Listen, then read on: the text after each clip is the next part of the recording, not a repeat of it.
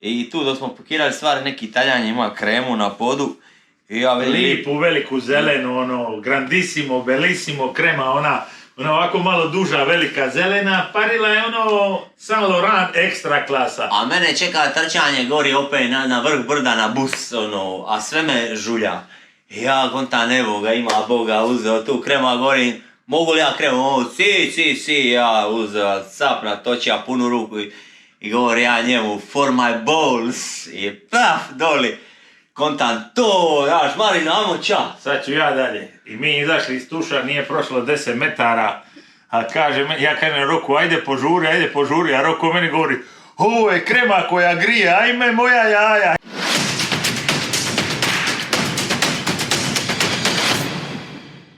Koce, snimaš danas?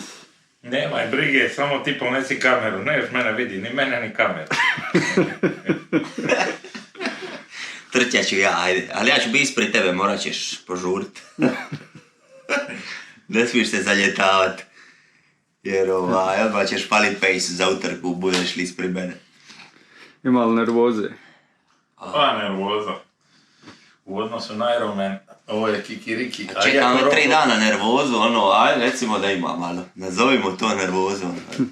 Vidi, hej. Ponte Rosso u Kleturi, jutros je skonto. Jutros je akcija. Evo ih, prave levici. Evo ga, zagrijavanje. Ja sam se već zagrijao. Pada kiša, 7 minuta je do starta. 100 metara mi je dosta za zagrijat.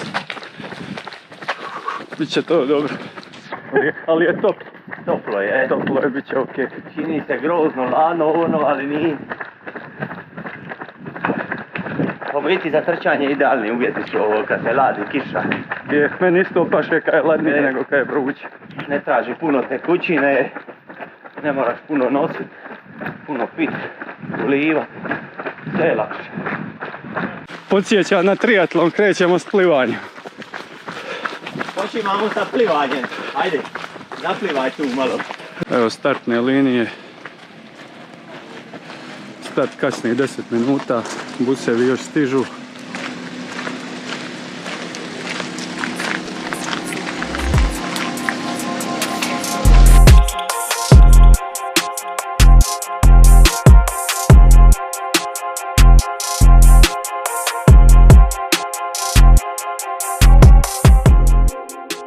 Počelo se razdanjivati, nisam se najbolje snašao u mraku po ekstremno klizavom terenu. Još smo na početku, naš četvorica pogriješili stazu, tako da ne znam koji sam, ali ima i bar 4 ispred mene, ja mislim. Koce je sa mnom, to je kilometar negdje 15-16, idemo dalje.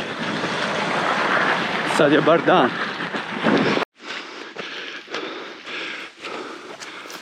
Evo ga, nekoga stižem. Koce mi je za petama.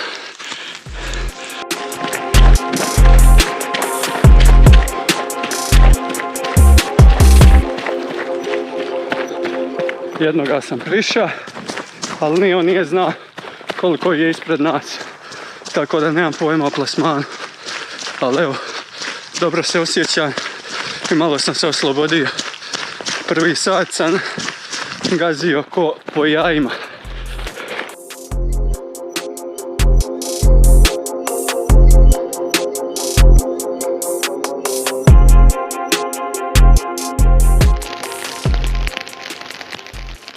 Bravo Andrej! 4. si, 8 minut so pred tabo.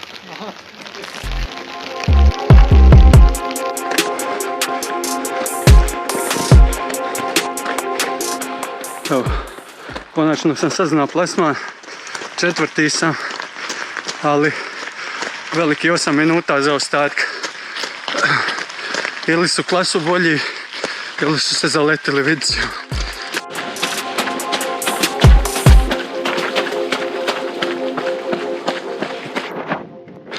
Voda je ko u priči, 33 km su prošla, idemo dalje.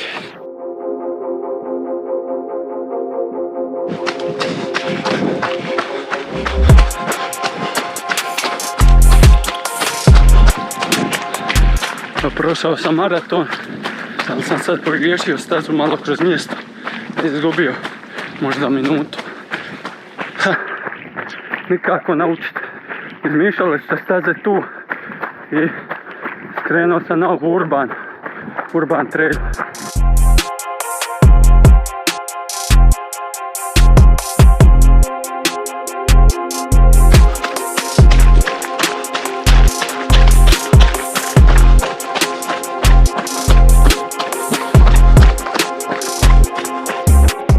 Ovo je sad lakši dio staze. Nema više velikih uspona.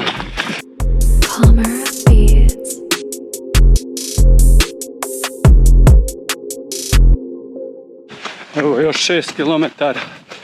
Prestiglo me je 7-8 njih, ali mislim da su skraći utrka, sudeći po tempu s kojim su me prošli.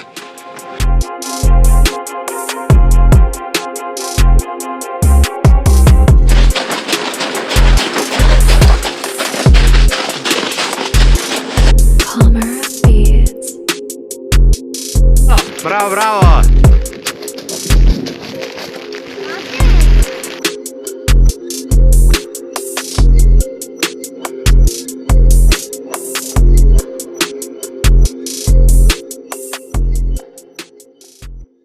Evo na kraju 5. mjesto, Koce je odmah iza mene 6. Tako da eto, zadovoljniji sam s njegovim rezultatom nego sa svojim nijako. Mislim ima pluseva i minusa utrka, plus je da sam solidno sam odradio, nisam padao u tempu.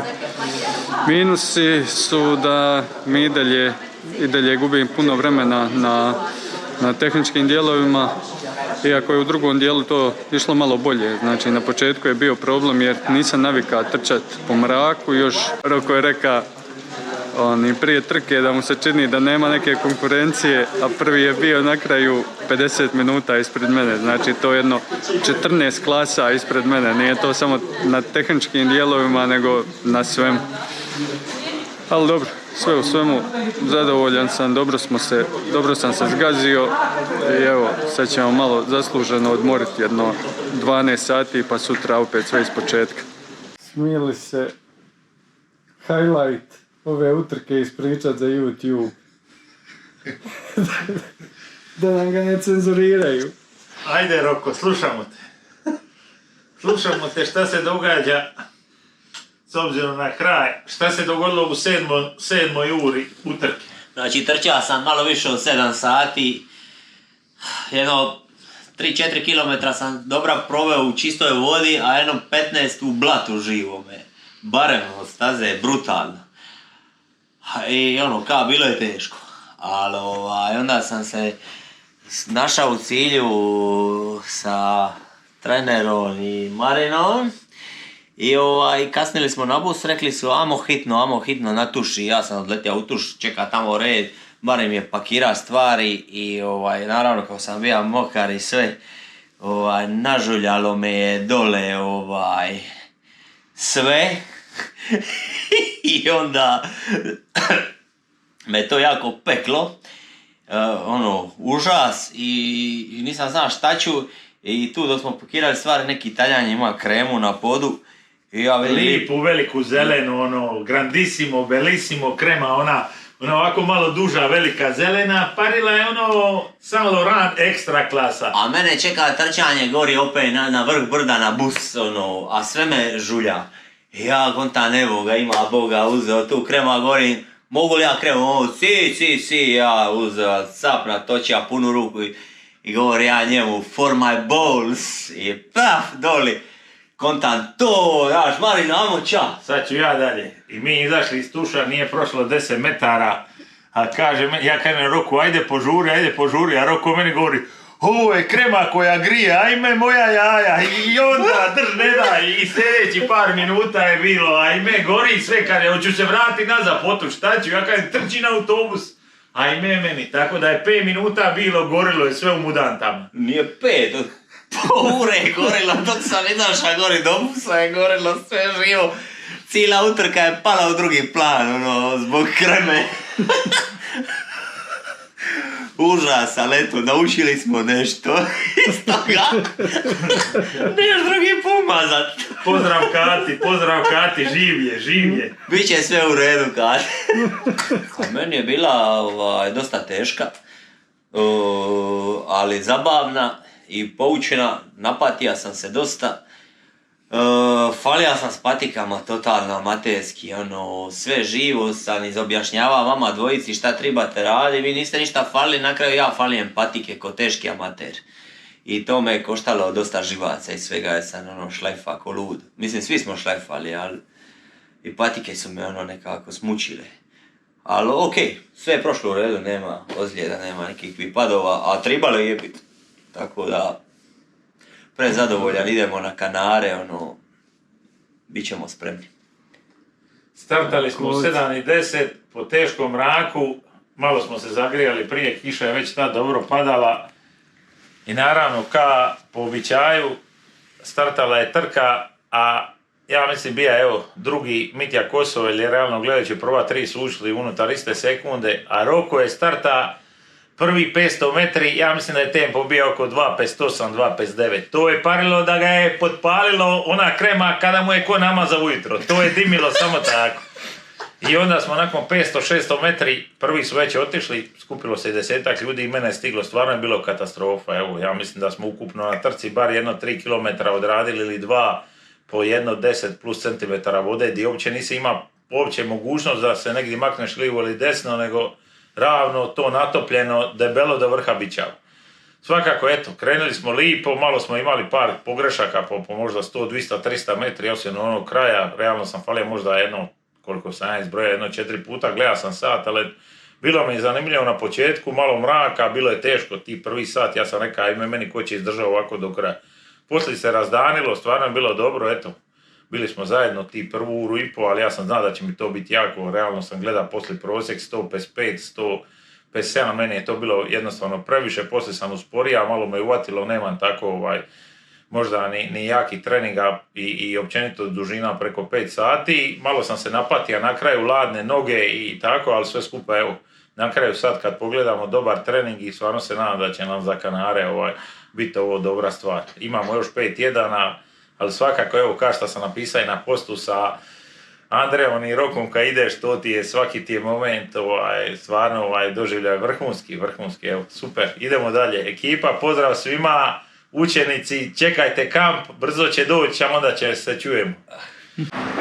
Kreću pripreme, ko što smo i obećali. Pripreme za Kanare su krenile. Dosta nam je bilo ležanja, puni 12 sati. Jučer sam skoro odustao od sporta kad sam vidio rezultat od onog Ekvadorca, a ispalo na kraju da je skratio stazu za jedno 15 km. Tako da sam četvrti sa 20 minuta za ostatka za prvom trojicu. Optimizam se vratio. Što i nije loše obzirom da se nisam imao s kim naganjat. 4 sata utrke sam bio sam. Moglo je to još koji minut bolje sigurno. I ako naučim trčat po tehničkom ikad, bit će to ok.